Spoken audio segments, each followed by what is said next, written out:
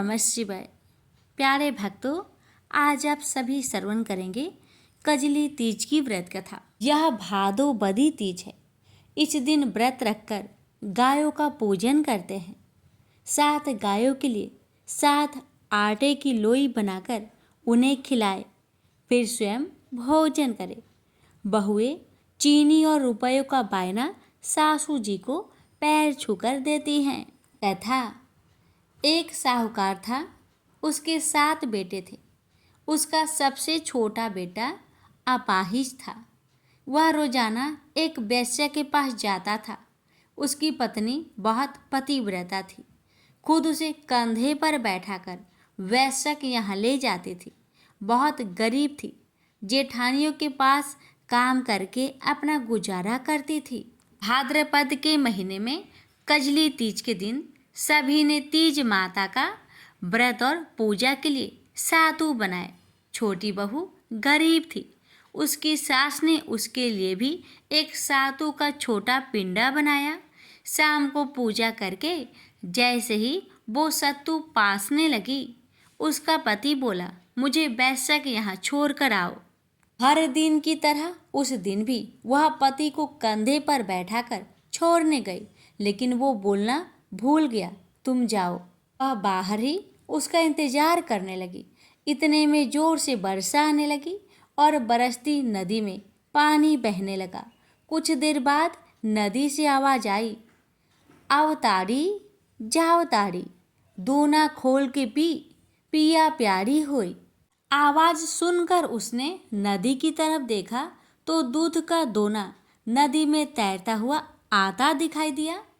उसने दोना उठाया और 7 बार उसे पीकर दोनों के 4 टुकड़े किए और चारों दिशाओं में फेंक दिए। तीज माता की कृपा से वैश्या अपना सारा धन उसके पति को वापस देकर सदा के लिए वहां से चली गई। पति ने सारा धन लेकर घर आकर पत्नी को आवाज दी, दरवाजा खोल। तो उसकी पत्नी ने कहा, मैं दरवाजा नहीं खोलूंगी। तब उसने कहा कि अब मैं वापस नहीं जाऊंगा, दोनों मिलकर सातु पासेंगे। लेकिन उसकी पत्नी को विश्वास नहीं हुआ। उसने कहा, मुझे वचन दो, वापस वैश्या के पास नहीं जाओगे। पति ने पत्नी को वचन दिया तो उसने दरवाजा खोला और देखा उसका पति गहनों और धन माल सहित खड़ा था। उसने सारे गहने कपड़े अपनी पत्नी को दे दिए। फिर दोनों ने बैठकर सातु पासा। सुबह जब जेठानी के यहाँ काम करने नहीं गई तो बच्चे बुलाने आए, काकी चलो सारा काम पड़ा है। उसने कहा, अब तो मुझ पर तीज माता की पूरी कृपा है, अब मैं काम करने नहीं जाऊंगी। बच्चों ने जाकर माँ को बताया, आज से काकी काम करने नहीं आएगी, उन पर तीज माता की कृपा हुई है। वह नए नए कपड़े गहने पहनकर बैठी है और काका जी भी घर पर बैठे हैं। सभी लोग बहुत खुश हुए। हे तीज माता, जैसे आप उस पर प्रसन्न हुई वैसे ही सब पर प्रसन्न होना, सबके दुख दूर करना। प्रेम से बोलिए तीज माता की जय। निमड़ी माता की कहानी। एक शहर में एक सेठ सेठानी रहते थे। वह बहुत धनवान थे, लेकिन उनके पुत्र नहीं था। सेठानी ने भादों की बड़ी तीज सातुरी तीज का व्रत करके कहा, हे निमड़ी माता, मेरे बेटा हो जाएगा तो मैं आपको 1.25 मन का सत्तू चढ़ाऊंगी। माता की कृपा से सेठानी को 9वें महीने लड़का हो गया। सेठानी ने सातु नहीं चढ़ाया। समय के साथ सेठानी को 7 बेटे हो गए, लेकिन सेठानी सातु चढ़ाना भूल गई। पहले बेटे का विवाह हो गया। सुहाग रात के दिन सोया तो आधी रात को सांप ने आकर डस लिया और उसकी मृत्यु हो गई। इसी तरह उसके 6 बेटों का विवाह उपरांत मृत्यु हो गया। 7वें बेटे की सगाई आने लगी तो गांव वालों के बहुत कहने व समझाने पर सेठ सेठानी बेटे की शादी के लिए तैयार हो गए। तब सेठानी ने कहा, गांव वाले नहीं मानते हैं तो इसकी सगाई दूर देश में करना। सेठ जी सगाई करने के लिए घर से चले और बहुत दूर एक गांव में आए। वहाँ 4-5 लड़कियां खेल रही थी जो मिट्टी का घर बनाकर तोड़ रही थी। उनमें से एक लड़की ने कहा, मैं अपना घर नहीं तोड़ूंगी। सेठ जी को वह लड़की समझदार लगी तो सेठ जी जो पीछे पीछे उसके घर चले गए। सेठ जी ने लड़की के माता पिता से बात करके अपने लड़के की सगाई व विवाह की बात पक्की कर दी। घर आकर विवाह की तैयारी करके बेटे की बारात लेकर गया और बेटे की शादी संपन्न करवा दी। इस तरह 7वें बेटे की शादी हो गई। बारात विदा हुई। लंबा सफ़र होने के कारण लड़की की माँ ने लड़की से कहा कि मैं यह सातु व सीख डाल रही हूँ। रास्ते में कहीं पर शाम को निमरी माता की पूजन करना, निमरी माता की कहानी सुनना, सातु पास लेना व कल्पना निकालकर सासू जी को दे देना। बारात धूमधाम से निकली। रास्ते में बड़ी तीज का दिन आया। ससुर जी ने बहू को खाने को कहा। बहू बोली, आज मेरे तीज का उपवास है, शाम को निमरी माता का पूजन करके निमरी माता की कहानी सुनकर ही भोजन करूंगी। एक कुएं के पास निमरी नजर आई तो सेठ जी ने गाड़ी रोक दी। बहू निमरी माता की पूजा करने लगी तो निमरी माता पीछे हट गई। बहू ने पूछा, हे माता, आप पीछे क्यों हट रही हो? इस पर माता ने कहा, तेरी सास ने कहा था पहला पुत्र होने पर सातु चढ़ाऊंगी और 7 बेटे होने के बाद उनकी शादी हो जाने के बाद भी अभी तक सातु नहीं चढ़ाया, वो भूल चुकी है। बहू बोली, हमारे परिवार की भूल को क्षमा कीजिए, सातु मैं चढ़ाऊंगी। कृपया मेरे सारे सेठ को वापस कर दो और मुझे पूजन करने दो। माता नववधू की भक्ति व श्रद्धा देखकर प्रसन्न हुई। बहू ने निमरी माता का पूजन किया और चांद को अर्घ्य दिया, सातु पास लिया और कल्पना ससुर जी को दे दिया।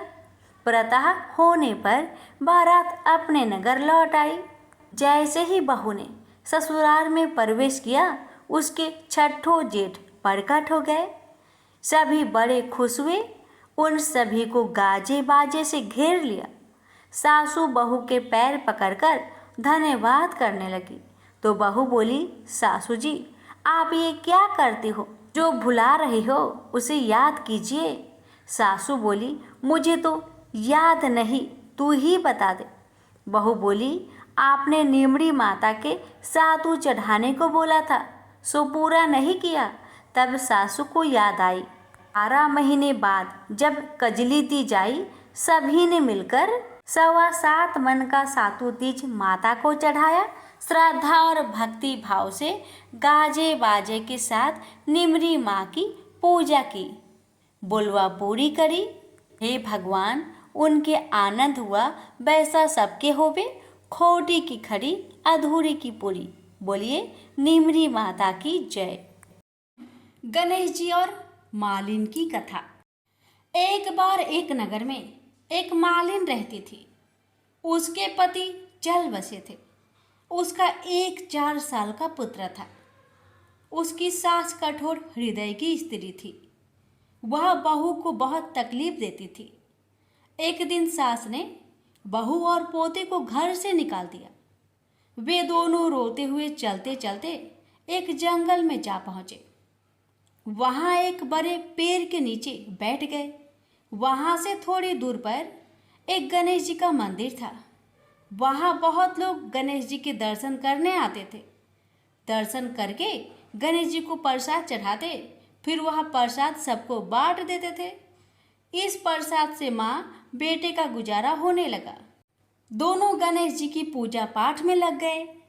एक दिन उन्होंने सोचा, क्यों ना हम भी जंगल से फूल लाकर बेचें। वे रोज जंगल से फूल लाकर उसकी माला बनाकर बेचने लगे। साथ में पूजा की सामग्री और प्रसाद भी बेचने लगे। इससे उनको आमदनी होने लगी। गणेश जी की कृपा से आमदनी बढ़ने लगी। जल्दी ही उन्होंने एक मकान और एक दुकान बना लिया। एक राजा की लड़की मंदिर में रोज पूजा करने आती थी। मालिन के बेटे को देखकर राजकुमारी उस पर मोहित हो गई और उससे विवाह करने की सोचने लगी। उसने अपनी भाभी से अपने मन की बात कही। भाभी अनुभवी थी। उसने कहा, ये तो मालिन का बेटा है और तुम एक राजा की बेटी हो। यदि तुमने उससे विवाह किया तो तुम्हारी बहुत बेइज्जती होगी। पर राजकुमारी अपनी बात पर अड़ी रही। उसने कहा, मैंने तो प्रतिज्ञा कर ली है कि उसी से विवाह करूंगी।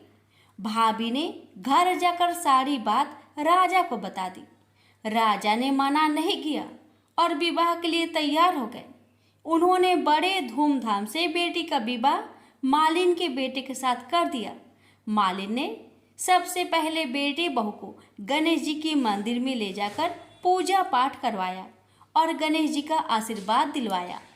इसके बाद पूरे नगर में यह बात फैल गई कि गणेश जी की पूजा करने से सब दुख कष्ट दूर हो जाते हैं।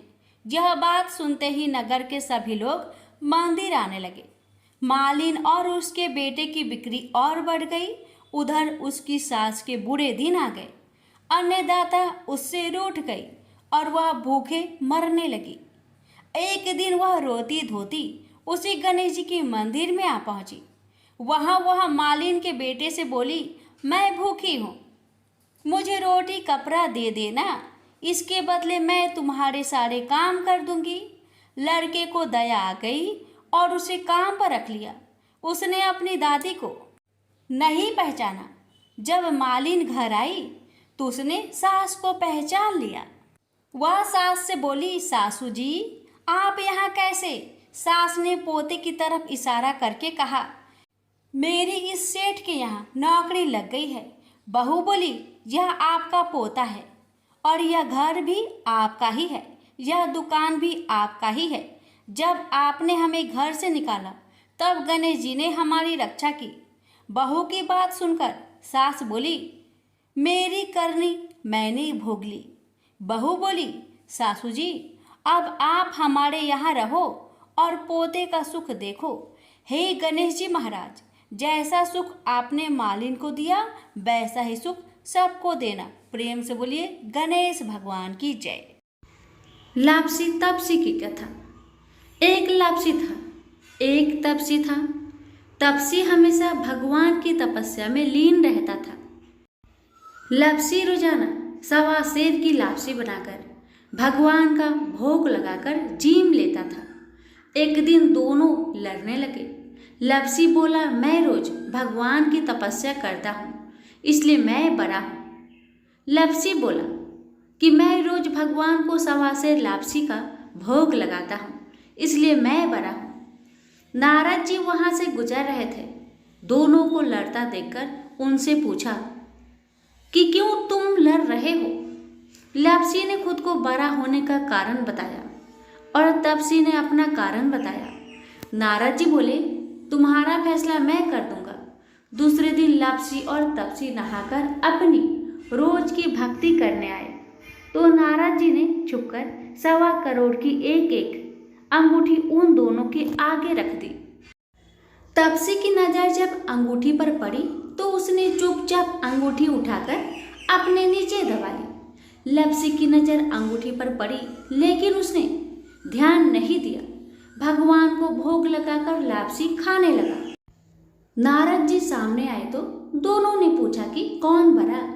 तो नारद जी ने तपसी को खड़ा होने को कहा। वो खड़ा हुआ तो उसके नीचे दबी अंगूठी दिखाई पड़ी।